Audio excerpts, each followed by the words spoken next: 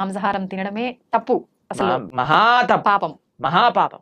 పాపం కాదు, మహాపాపం. మహాపాపం. మీరు మనం ఇక్కడ ఏవేవైతే చేస్తామో మళ్ళీ అక్కడికి వెళ్ళిపోయాక మనల్ని కూడా అలానే చేస్తారు. దానికి సిద్ధము అని అంటే మన ఇష్టం. ఇంకా చాలా మంది అంటారు చూసుకుందాంలే ఏదైతే అది. అలాంటి మూర్ఖులకి మనం ఇంకేం చెప్తామండి. సో ఒక గుర్రాన్ని నీటి వరకు తీసుకెళ్ళటం కానీ నీటిని తాగించలేం కదా. మన ప్రయత్నం మంచి విషయాలు 10 మందికి చెప్పడము, అంతేకాని ఎవరిని మనం గొంతు పట్టుకొని ఇది చేయించలేము అనమాట. వాళ్ళ జీవితంలో వాళ్ళకి ఆ అనుభవము, ఆ మానసిక మెచ్యూరిటీ, తర్వాత ఆ పరిపక్వత అనేది వాళ్ళకే ఉండాలి. అయితే ప్రభుజీ, చాలా మంది ఎక్కువగా భగవంతుని ఆరాధనలో ఆధ్యాత్మిక మార్గంలో ఉంటూ ఉంటారు, యథావిధిగా నాన్ వెజ్ అవన్నీ తీసుకుంటూ ఉంటారు. అలాంటి వాళ్ళు చేసే ఆధ్యాత్మికత, నాన్ వెజిటేరియన్ రెండు ఒక దాటిలోకి రావు.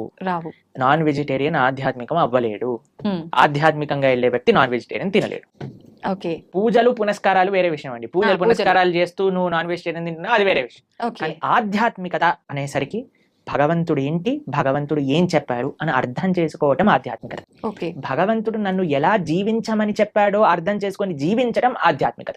మనం 100 పూజలు చేయి, పునస్కారాలు చేసుకొని ఏదైనా చేసుకోండి, కానీ భగవంతుడు జీవించమన్న జీవన విధానాన్ని మనం ఆచరించకపోతే he will not care for us.